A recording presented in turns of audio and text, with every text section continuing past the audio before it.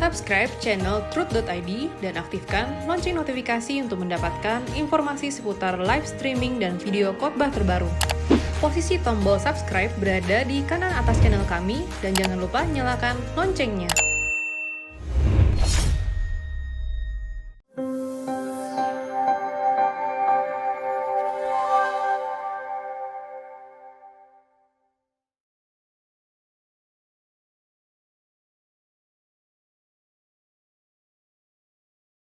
Saudaraku sekalian, inilah saat yang sebenarnya ditunggu,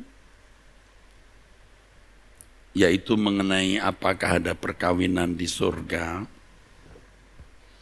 Saya sudah menjelaskan di pertemuan sebelumnya dan ini penting untuk kembali dikemukakan, saudaraku. Adanya dualitas manusia.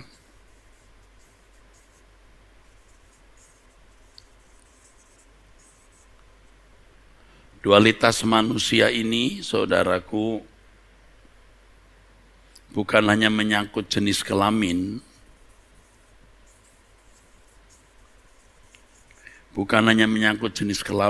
adalah naif kalau kita hanya bicara soal jenis kelamin atau seks, tetapi juga karakter atau ciri, karakteristik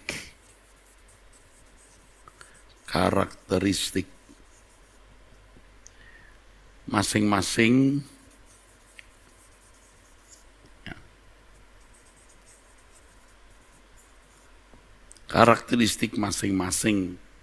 ya,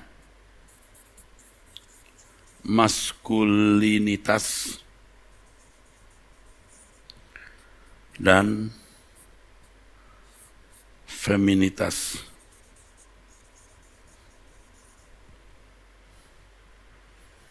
Saya sudah menjelaskan di pertemuan yang lalu bahwa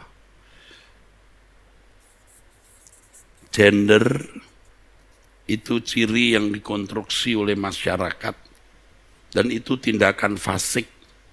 Dunia yang sudah rusak mencoba untuk mengkonstruksi karakteristik masing-masing jenis kelamin ini.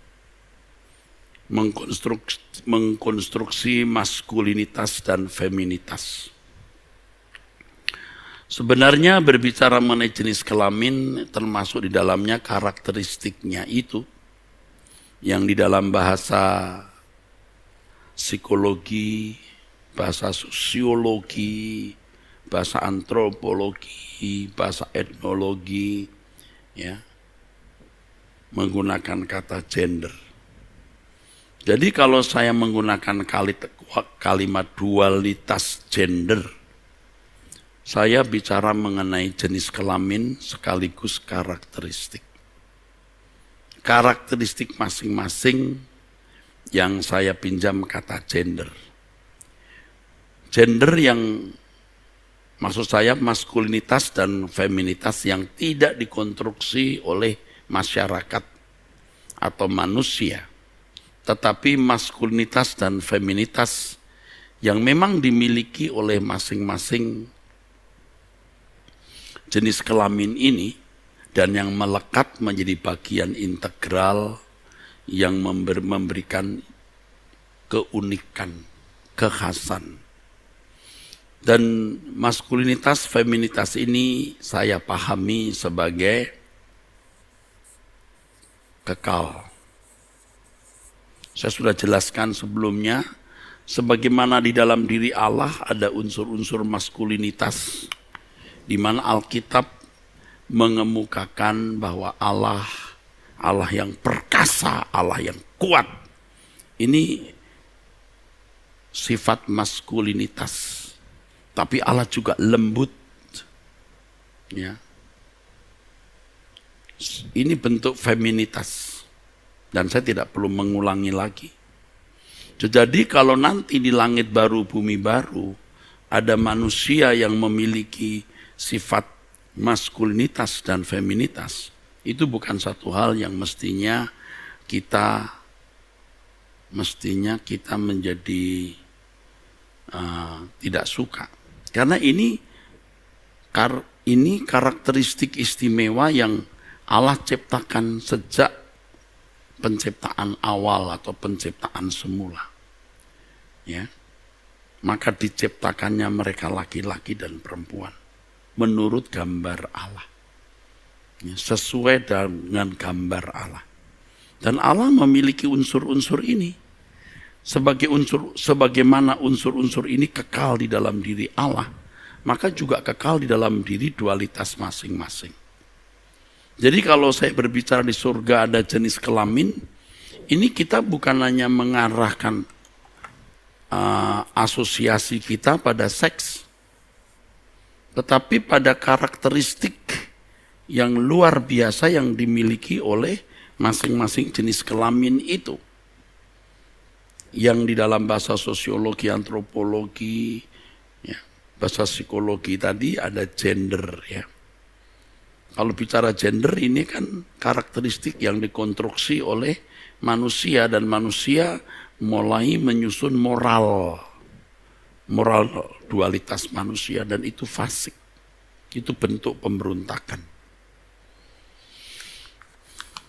Dikembalikannya manusia ke rancangan Allah semula sejak di bumi sebagai pria harus kembali kepada maskulinitas yang sempurna.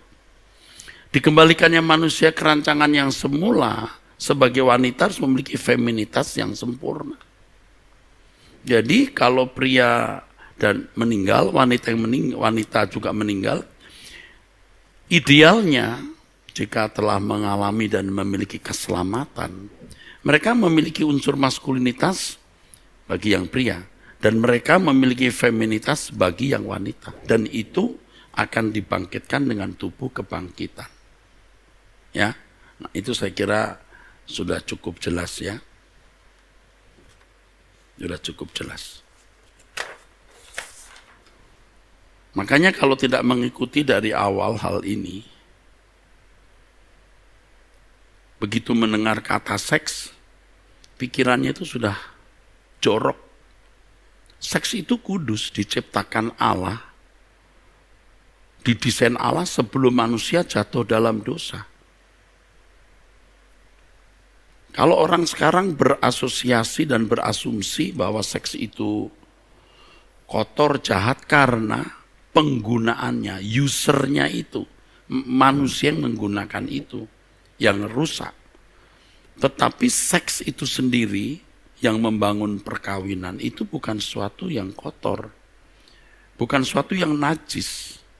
Maka Allah memberi mandat kepada Adam dan Hawa yang pada mulanya dalam keadaan tidak jatuh dalam dosa itu, ya, untuk berkembang biak yang disebut sebagai mandat prokreasi. Jadi saudaraku, mandat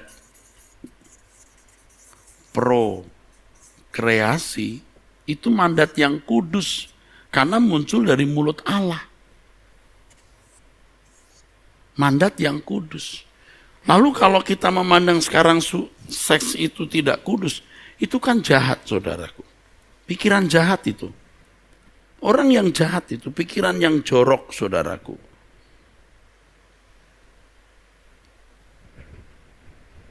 Kalau pisau dapur dipakai untuk memotong sayur, lalu suatu hari dipakai untuk menusuk perut orang, sehingga orang meninggal dunia atau berdarah-darah. Kemudian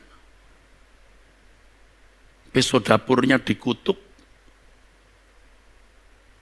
itu kan bodoh, naif.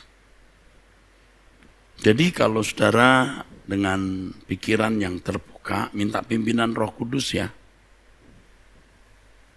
memahami penjelasan dari awal, saudara tidak resisten terhadap apa yang saya kemukakan ini. Tidak resisten terhadap apa yang saya kemukakan ini. Ini adalah pertemuan yang ke-13 dari Ekumene Bible Course yang mengambil tema surga. Dan subtema khusus mengenai perkawinan di surga, ini pertemuan yang ketiga. Subtema apakah ada perkawinan di surga? Ini sudah pertemuan ketiga. Yang pertama bicara soal dualitas manusia, yang kedua bicara soal gender, yang ketiga sekarang perkawinan Levirat. Oke, saya teruskan. Biasanya menjawab pertanyaan apakah setelah kematian di dunia akan datang nanti ada perkawinan. Jawabnya dengan tegas dan lantang, tidak ada perkawinan.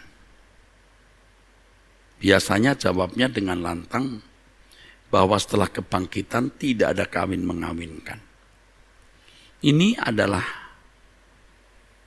pandangan yang didasarkan pada Matius 22 ayat 23 sampai 32, Markus 12 ayat 18 sampai 27, Lukas 20 ayat 27 sampai 38. Inilah ayat-ayat yang dianggap sangat kuat, sangat fundamental dan finish, selesai.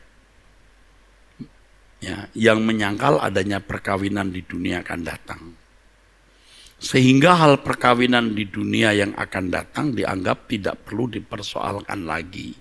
Artinya sudah final. Jadi ketika saya mengemukakan kemungkinan adanya perkawinan di surga, atau bagi saudara yang sudah memahami benar, kepastian adanya perkawinan di surga, itu dianggap sebagai sesat, salah. Saudaraku, kita harus dengan cerdas dan teliti melihat ayat-ayat ini. Ya tentu mohon pimpinan Roh Kudus, saudaraku sekalian. Nah, terkait dengan ayat-ayat ini kita akan membahas 3 pokok pikiran. Yang pertama mengenai kebangkitan. Bahwa semua perikop-perikop ini pokok bahasanya adalah mengenai kebangkitan. Yang kedua mengenai perkawinan Levirat. Yang ketiga bicara mengenai tatanan perkawinan. Kalau 3 ini saudara pahami dengan tepat, maka saudara pasti akan bisa lebih mengerti. Ya. Nah, kalau dulu saya ragu-ragu karena bukan saya tidak menguasai yang saya katakan, tetapi saya akan menghadapi serangan, tantangan, badai yang besar. Dan itu tidak menguntungkan, sementara saya harus menyampaikan pesan-pesan lain yang juga lebih penting, saudaraku. Yang harus diketahui terlebih dahulu mengenai kesucian, kekudusan, langit baru, bumi baru, mengenai macam-macam, saudaraku. Tetapi ketika membahas mengenai surga, mau tidak mau, saya harus menjelaskan mengenai hal ini, dan saya sudah harus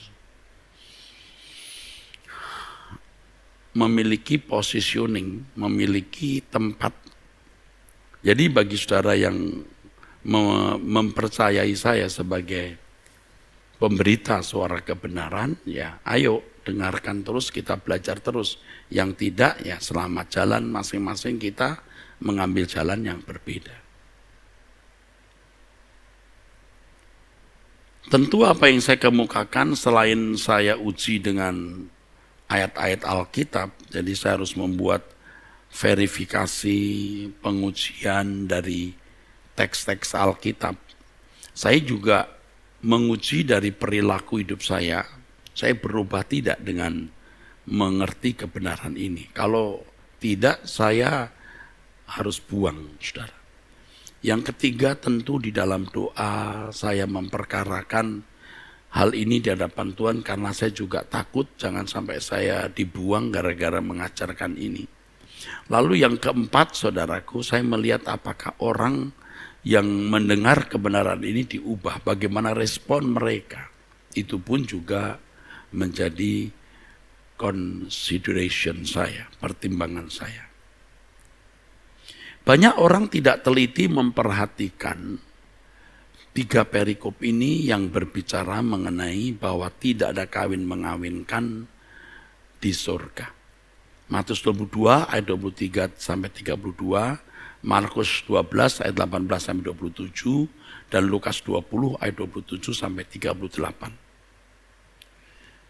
Sementara membuat kesimpulan bahwa tidak ada perkawinan setelah kebangkitan, mereka juga sudah terlanjur memandang salah terhadap dualitas manusia, yaitu pria dan wanita, serta ciri-ciri atau karakter yang melekat pada masing-masing yang dikenal sebagai gender yang dikonstruksi oleh masyarakat tadi. Ya. Dikonstruksi artinya dibangun, dipersepsikan. Jadi dengan tidak tepat memahami perikop-perikop yang berbicara mengenai kawin dan mengawinkan atau tidak kawin dan tidak mengawinkan tersebut, plus dengan memandang salah terhadap dualitas seks, maka terjadi praktek merendahkan seks dan perkawinan, yang mana itu diciptakan Allah Bapa dan Kudus. Pernyataan Tuhan bahwa pada waktu kebangkitan orang tidak kawin dan tidak dikawinkan, melainkan hidup seperti malaikat di surga, itu sebenarnya muncul dalam dialog antara Yesus dengan orang Saduki, yang ditulis dalam 3 penulis Injil sinoptis, Matius, Markus, Lukas. Ya. Dan dalam paragraf-paragraf tertentu yang ayat-ayatnya sudah saya sebut tadi. Isi dialog tersebut mengenai adanya seorang wanita, ya. Isi dialog tersebut mengenai adanya seorang wanita yang dinikahi 7 pria.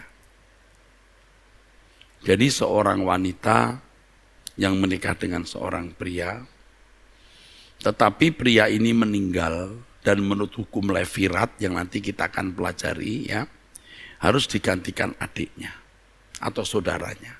Saudaranya juga meninggal, yang kedua ini. Lalu ada saudara yang lain yang ketiga. Berturut-turut sampai 7 kali. Jika suatu hari nanti mereka dipertemukan di dunia akan datang, pada hari kebangkitan, siapa yang berhak menjadi suami dari wanita ini? Saudaraku sekalian, kita harus menganalisa dengan teliti teks atau ayat tersebut. Apakah ayat-ayat itu berbicara mengenai perkawinan atau mengenai kebangkitan? Pokok masalahnya dulu harus dilihat. Sebab Tuhan Yesus menyatakan ini ketika ditanya, siapakah di antara ke-7 orang itu yang menjadi suami perempuan itu pada hari kebangkitan? Sebab mereka semua telah beristerikan dia. Sudah beristerikan dia. Dalam pertanyaan tersebut yang dipersoalkan adalah siapakah yang akan menjadi suami dari ke-7 pria bersaudara ini yang menikahi wanita itu. Siapakah yang akan menjadi suami dari ke-7 pria bersaudara, ya, untuk menjadi suami wanita itu di dunia yang akan datang, ya, untuk menjadi suami wanita tersebut di dunia yang akan datang, saudaraku, kalau ada kebangkitan. Dalam pertanyaan tersebut yang dipersoalkan bukanlah perkawinan itu sendiri, tetapi siapakah di antara 7 pria yang menjadi suami wanita tersebut. Ya, dari 7 pria, di antara 7 pria yang akan menjadi suami wanita tersebut. Dari pertanyaan tersebut telah jelas bahwa mereka tidak lagi mempersoalkan apakah ada perkawinan di surga atau tidak. Tidak dipersoalkan. Masalahnya adalah siapakah dari ketujuh pria yang akan menjadi suami dari wanita itu. Nah, kita harus cerdas dan teliti dalam mengamati Alkitab. Saya ulangi, saudaraku. Dalam pertanyaan tersebut yang dipersoalkan adalah siapakah yang akan menjadi suami dari ketujuh pria bersaudara ya, bagi wanita itu. Siapakah yang akan menjadi suami dari ketujuh pria bersaudara ya, untuk wanita tersebut di dunia akan datang. Siapakah yang akan menjadi suami dari ketujuh pria bersaudara untuk wanita tersebut? Jadi tidak dipersoalkan mengenai apa ada perkawinan atau tidak.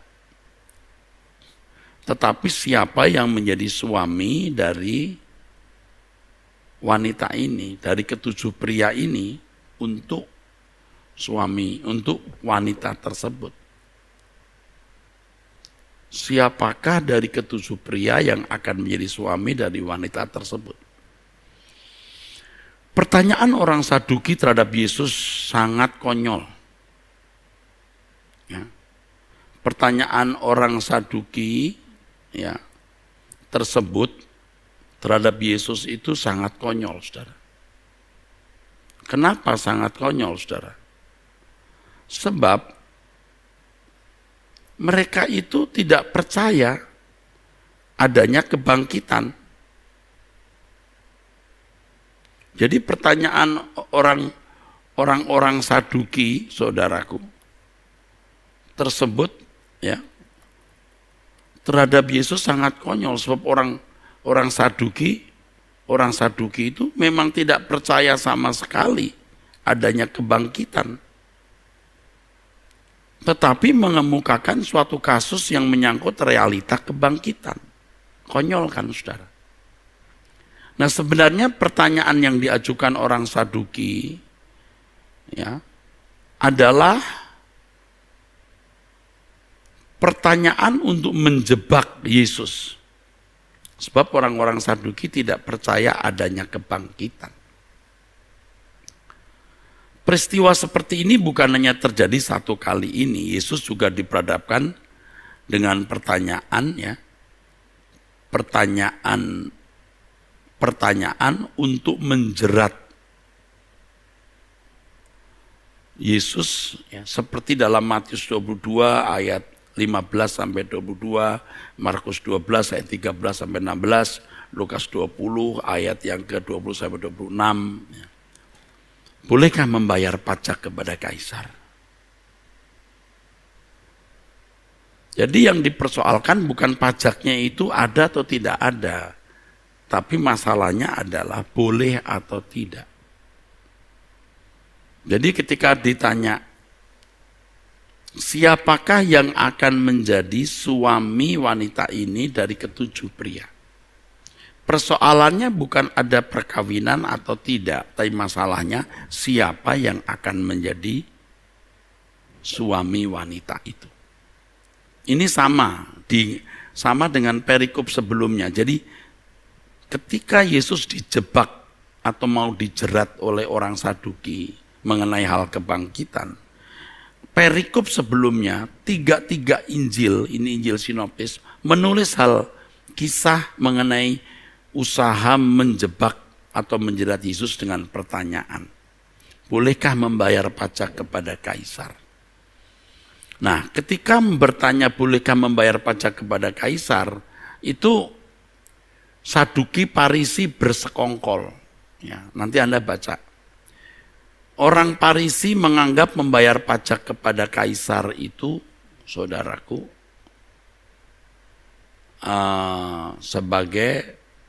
maksud saya sebagai satu penghinaan. Persekongkolan itu, saudaraku, dengan orang-orang Herodiani, orang-orang Herodes. Tentu orang-orang Saduki juga hadir di situ. Orang-orang Saduki juga memiliki kepentingan untuk menjerat Tuhan Yesus. Saya ulangi bahwa pertanyaan soal kebangkitan itu di perikop sebelum orang-orang Farisi, orang Herodiani mau menjebak Yesus. Orang Saduki pasti di tengah-tengah mereka juga untuk melihat jerat atau jebakan itu. Ini sebuah persekongkolan sebenarnya. Sebuah konspirasi. Ya. Nah, saudaraku sekalian, kita kembali ke pokok masalah ya, soal jebakan itu nanti baca sendiri ya di Matius 22 ayat 15 sampai 22, Markus 12 ayat 13 sampai 16, Lukas 20 ayat 20 sampai 26. Ini musuh-musuh Yesus. Kalau orang Farisi itu fanatik dengan Taurat, orang Herodian itu fanatik dengan semacam partai di bawah Herodes yang berkiblat ke Roma, orang Herodiani. Lalu yang ketiga, saudaraku, ini yang ketiga, saudara, adalah orang Saduki. Ya, orang Saduki itu keluarga imam. Biasanya imam besar itu dari orang-orang Saduki. Ya. Orang Saduki itu keluarga imam. Imam besar biasanya orang Saduki. Orang yang fanatik juga terhadap Taurat, tetapi mereka tidak setuju atau memusuhi Yesus. Ini tiga kelompok ini memang memusuhi Yesus. Ya, suka bersekongkol lah ya, untuk menjatuhkan Yesus atau mereka berusaha masing-masing mau menjatuhkan Yesus. Dengan kasus yang dikemukakan oleh orang Saduki tersebut, diharapkan Tuhan Yesus kewalahan menjawabnya dan bisa terjebak atau terjerat. Tapi justru kesempatan itu digunakan Yesus untuk menegaskan bahwa sesungguhnya kebangkitan manusia dari antara orang mati adalah realita di kekekalan. Bahwa Allah adalah Allah orang hidup, bukan Allah orang mati. Maksud pernyataan Tuhan Yesus ini adalah bahwa semua manusia akan kembali berdaging. Sebab tanpa roh, ya, sebab tubuh tanpa roh itu mati. Tubuh tanpa roh itu mati. Tetapi roh tanpa tubuh bukanlah kehidupan. Dan ini sudah kita bahas sebelumnya, bagaimana Yesus mengenakan tubuh kebangkitan dan berkata, aku bukan ghost, aku bukan hantu, tetapi aku roh, pneuma. Jadi sebenarnya teks aslinya bukan hantu, tetapi roh, pneuma. Saya sudah menjelaskan ini soal hantu dan roh ini. Mari kita melihat di masing-masing perikop, Matius 22 ayat 29 sampai 32. Ya. 3 perikop yang semua bicara mengenai hal ini. Yesus menjawab mereka, kamu sesat sebab kamu tidak mengerti kitab suci maupun kuasa Allah. Karena pada waktu kebangkitan orang tidak kawin dan tidak dikawinkan, melainkan hidup seperti malaikat di surga. Tentang kebangkitan orang-orang mati, tidakkah kamu baca apa yang difirmankan Allah? Ketika ia bersabda, akulah Allah Abraham, Allah Ishak dan Allah Yakub. Ia bukanlah Allah orang mati, melainkan Allah orang hidup. Jadi pada waktu kebangkitan orang tidak kawin dan tidak dikawinkan. Artinya tidak menikah secara levirat. Ya, kalau dalam teks aslinya nanti kita pelajari lebih detail lagi. Aute gamausin, aute gamisontai. Aute gamausin, aute gamizontai. Ya, tidak kawin mengawinkan ya. Kalau kata gamausin ini memiliki kasus kata kerja indikatif, present active, third person plural, bentuknya aktif dari akar kata gameo. Ini menunjuk orang yang sesuai dengan keinginannya sendiri memilih istrinya untuk dinikahi atau dikawini. Sedangkan gami sontai memiliki kasus kata kerja indikatif present pasif. Bentuknya pasif dari akar kata gamizo. Ini menunjuk seseorang kawin oleh karena orang lain yang mengawinkannya. Jadi bukan orang itu yang mau kawin atau orang lain yang mengawinkan. Ini kan perkawinan levirat, saudaraku. Ini perkawinan levirat. Jadi kalau saya terjemahkan dengan menggunakan kata perkawinan levirat, sebab apabila orang bangkit dari antara orang mati, orang tidak kawin levirat, melainkan hidup seperti malaikat di surga. Nah, nanti kita melihat bahwa seperti malaikat itu bukan pola hidup malaikat. Karena malaikat itu roh yang melayani. Tapi keberadaannya, malaikat tidak mati. Manusia juga tidak mati. Tapi polanya beda. Kita harus bisa membedakan antara pola dan keberadaan. Nanti masing-masing kita bahas secara detail. Seperti malaikat itu.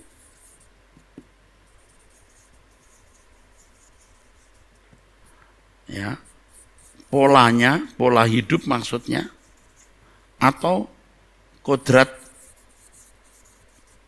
immortalnya. Immortal itu abadi. Malaikat tidak mungkin sama dengan manusia karena malaikat itu roh-roh yang melayani. Roh-roh yang melayani, jelas tidak mungkin sama. Jadi sama dalam arti immortal. Immortal it means that everlasting, kekal,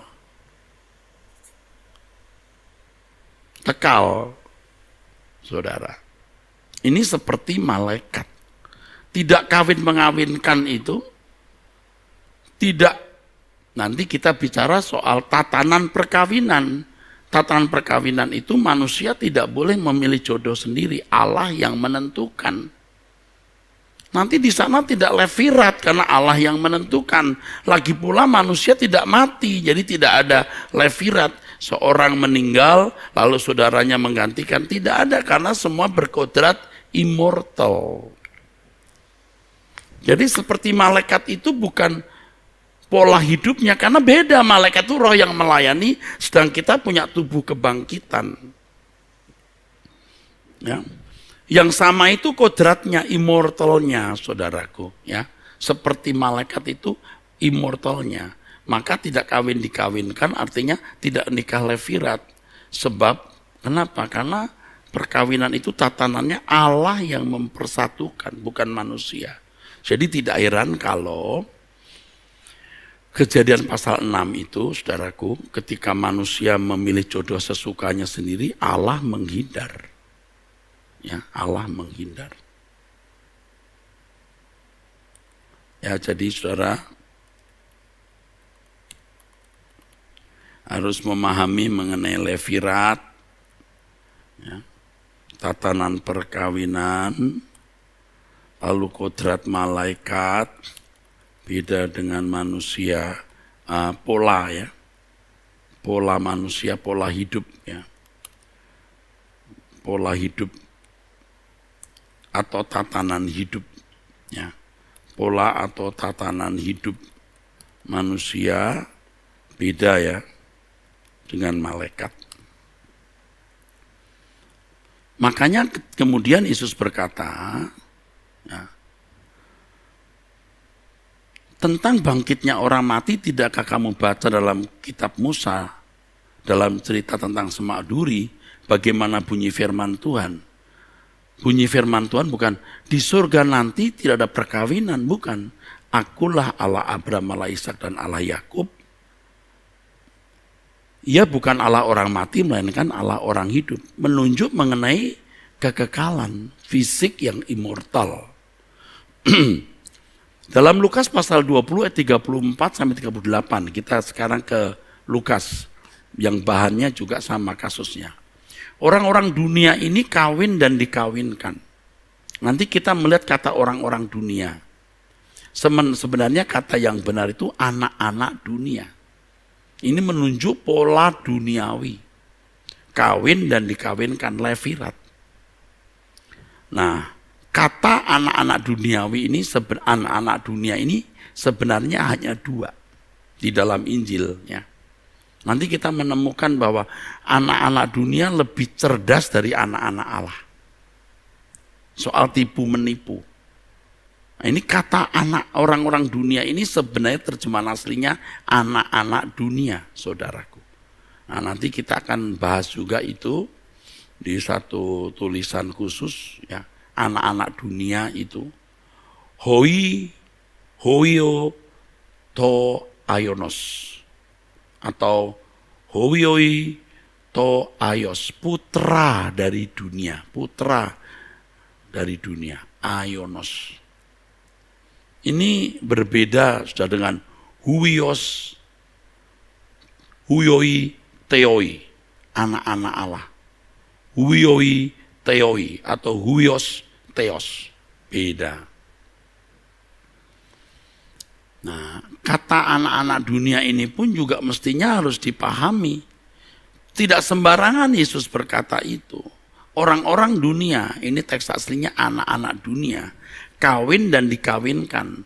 Tetapi mereka yang dianggap layak untuk mendapat bagian dalam dunia yang akan datang, dalam kebangkitan dari antara orang mati, tidak kawin levirat, tidak dikawinkan, tidak suka-suka sendiri. Kalau anak dunia suka-suka sendiri, kawin dan dikawinkan. Lalu perhatikan, yang mendapat bagian dalam kebangkitan nanti tidak kawin dan tidak dikawinkan, sebab mereka tidak dapat mati lagi. Bukan sebab tidak ada perkawinan, bukan, sebab tidak mati lagi. Ini menakjubkan. Dari sekian banyak ayat yang membuat saya takjub itu ayat ini, saudara. Juga nanti, tapi bukan hari ini, ketika saya bicara mengenai bahwa itu luar biasa, saudara. Bahwa ayat-ayat Alkitab yang mengatakan Tuhan akan memberikan 100 kali lipat itu tidak ada kata istri, yang artinya 100 dalam arti jumlah. Tetapi ketika Yesus berkata 100 kali lipat di mana ada kata istri, itu dalam arti kualitas. Itu cerdas sekali dan saya takjub. Nah, saudara yang dengan rendah hati mengerti ikut takjub. Tapi kalau saudara sudah memiliki prejudis a priori, lalu stereotip ya negatif di pikirannya, tidak takjub. Takjub sekali firman Tuhan ini. Saya ulangi, mereka yang mendapat bagian dalam dunia akan datang, artinya yang mendapat kebangkitan dari antara orang mati, orang percaya yang benar, tidak kawin dan tidak dikawinkan, nggak suka-suka sendiri nikahnya, tidak levirat. Mau kawin, nanti orang lain mengawinkan, bukan. Sebab mereka tidak dapat mati lagi. Bukan sebab tidak ada perkawinan, bukan. Sebab tidak ada kematian lagi. Mereka sama seperti malaikat-malaikat, seperti malaikat di dalam kodrat immortalnya. Dan mereka adalah anak-anak Allah. Karena mereka telah dibangkitkan. Nggak ada perkawinan tentang kebangkitan orang mati. Lalu ayat berikutnya, sebab dia Allah Abraham, Allah Ishak dan Allah Yakub. Dia bukan Allah orang mati, melainkan Allah orang hidup. Sebab di hadapan dia semua orang hidup.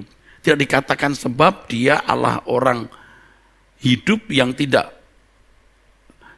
melanjutkan pola perkawinan di langit baru bumi baru. Enggak. Dia Allah orang hidup, titik. Sebab di hadapannya semua orang hidup. Nah, saudara, ini penting sekali untuk dipahami. Kalau di Markus pasal 12, ya,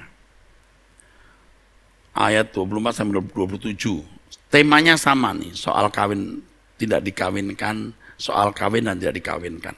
Jawab Yesus kepada mereka, kamu sesat, justru karena kamu tidak mengerti kitab suci maupun kuasa Allah. Sebab apabila orang bangkit dari antara orang mati, orang tidak kawin dan tidak dikawinkan, melainkan hidup seperti malaikat di surga. Hidup seperti malaikat di surga itu apanya? Perkawinannya? Enggak, kodratnya. Karena konteksnya memang soal kebangkitan, bukan soal perkawinan. Jadi kalau orang-orang Parisi dan orang-orang Herodian mau menjebak Yesus dengan perkataan, bolehkah membayar pajak kepada kaisar? Tentu orang-orang Saduki juga hadir di situ. Ya, bolehkah membayar pajak kepada kaisar? Yang dipersoalkan bukan ada pajak atau tidak, tetapi boleh atau tidak. Ya, dikatakan nanti ya, orang bangkit dari antara nanti orang bangkit dari antara orang mati, orang tidak kawin dan tidak akan dikawinkan, melainkan hidup seperti malaikat di surga. Karena tidak ada kematian, maka tidak ada levirat. Dan juga tentang bangkitnya orang-orang mati, tidakkah kamu baca dalam kitab suci mengenai kebangkitan orang mati, bahwa dia Allah Abraham, Allah Ishak dan Allah Yakub. Ia bukan Allah orang mati, melainkan Allah orang hidup. Konteksnya kembali, saudaraku, mengenai apa? Kebangkitan. Bukan mengenai kematian, saudaraku. Hal utama yang harus diperhatikan dalam ayat-ayat ini, bahwa yang menjadi pokok berita atau fokus percakapan adalah mengenai kebangkitan. Itulah sebabnya Yesus memulai jawaban dengan pernyataan, saudaraku sekalian, bahwa mereka sesat karena tidak mengerti kitab suci dan kuasa Allah. Tidak mengerti apa yang dikatakan mengenai kehidupan setelah kematian. Tepatnya tidak mengerti mengenai kehidupan yang diciptakan Allah dan keadaan manusia setelah kematian. Kamu tidak mengerti kitab suci, baca dalam firman Tuhan. Ya, mengenai tatanan kehidupan, bahwa orang tidak kawin mengawinkan. Satu orang, satu. Ya, perkawinan itu kudus, suci. Seks itu kudus, seks itu artinya jenis kelamin ya. Soal nanti ada enggak atau ada perkawinan tidak, ya terserahlah saudara memandang. Ya, seks itu kekal, artinya ada pria, ada wanita. Saya sudah menjelaskan kemarin ya. Tetapi apakah itu digunakan untuk perkawinan? Ya terserah saudara.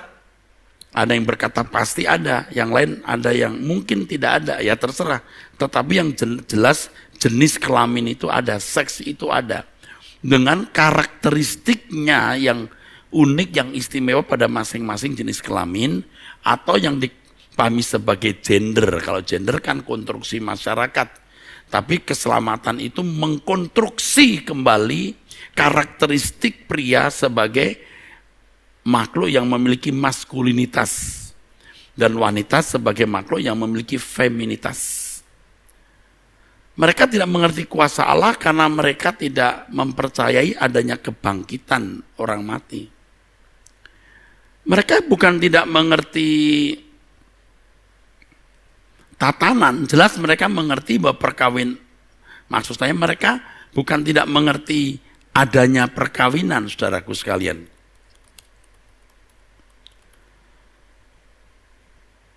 Tetapi mereka tidak mengerti tatanan. Mereka tidak mengerti tatanannya. Tidak mengerti tatanan yang ideal dalam perkawinan, saudaraku. Jelas mereka mengerti bahwa perkawinan adalah tatanan kehidupan. Tetapi idealnya mereka tidak tahu. Atau tidak mau tahu. Ini orang-orang yang sudah rusak, yang menganggap perkawinan levirat itu standar. Tatanan Allah mengenai perkawinan bukanlah pokok masalah dalam dialog. Maksudnya, apakah ada perkawinan atau tidak, maksudnya ya. Jadi realita mengenai perkawinan itu bukanlah pokok masalah dalam dialog tersebut.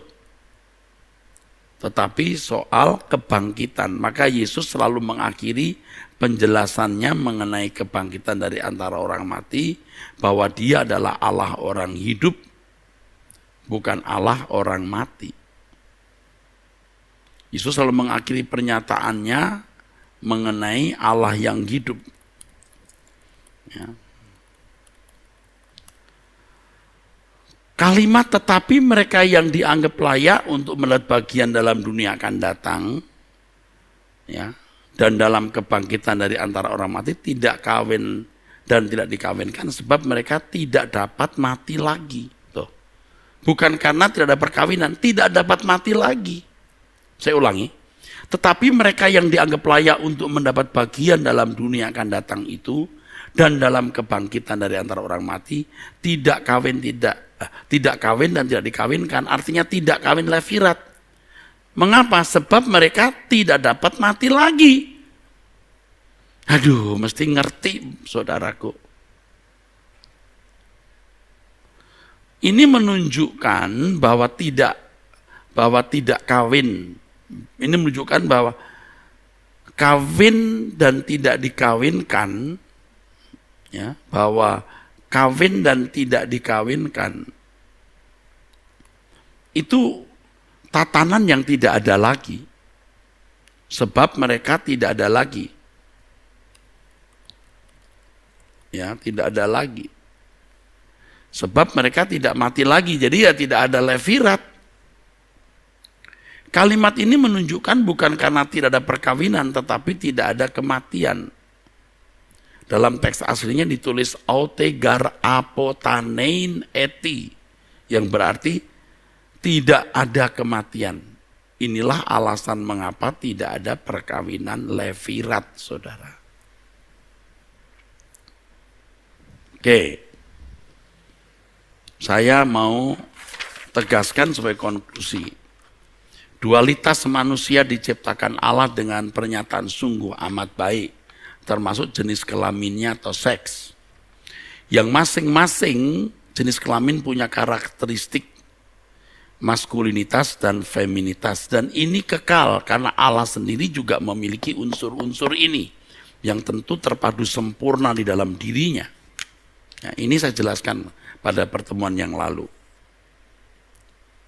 Nah, maskulinitas dan feminitas ini mau dipulihkan kembali seiring dengan dipulihkannya manusia sesuai rancangan Allah semula.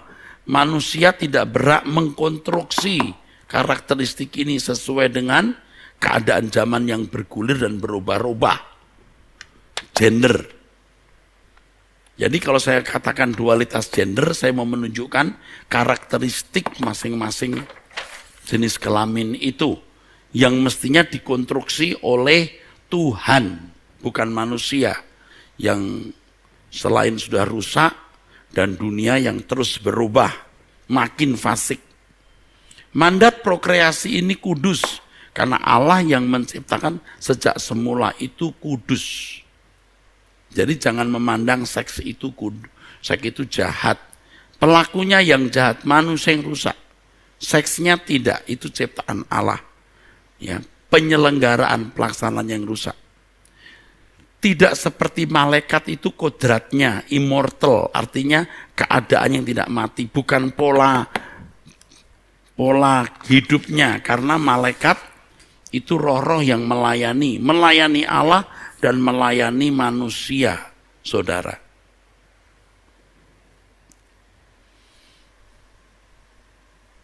Nah, di dalam perikop Matius 22 ayat 23 sampai 32, Markus 12 ayat 18 sampai 27, Lukas 20 27 sampai 38, itu mengenai kebangkitan. Jadi jangan dipelintir. Kalau Yesus berkata, kamu sesat justru karena kamu tidak mengerti kitab suci, maksudnya kamu tidak mengerti tatanan yang ideal mengenai perkawinan. Sebab apabila orang bangkit dari antara orang mati, orang tidak kawin dan dikawinkan, artinya tidak kawin dan tidak dikawinkan, tidak pernikahan levirat, melainkan hidup seperti malaikat di surga. Artinya berkodrat immortal, tidak mati. Lalu selalu diakhiri dengan kalimat, dia Allah orang hidup, bukan Allah orang mati. Ya saudaraku, di dalam Lukas 20 dikatakan sebab mereka tidak mati lagi. Jadi orang yang mendapat kesempatan bangkit dari antara orang mati, tidak kawin dan tidak dikawinkan, artinya tidak mengalami perkawinan levirat. Sebab mereka tidak dapat mati lagi. Yang tak dapat mati itulah yang dikatakan seperti malaikat. Saya kira jelas. Lalu dikatakan ya, bahwa mereka akan hidup seperti malaikat. Seperti malaikat bukan soal kawin mengawinkan, soal immortalnya, soal tidak akan binas, tidak akan mati. Karena selalu diakhiri dalam 3 perikop. Allah Abram, Allah Ishak dan Allah Yakub, ia bukan Allah orang mati, melainkan Allah orang hidup. Sebab di hadapan Allah semua orang hidup. Jadi jelas sekali saudaraku. Ya, ini baru, ini kalau semua persiapan saya itu ada 11 halaman, ini baru halaman 3. Baru halaman 3.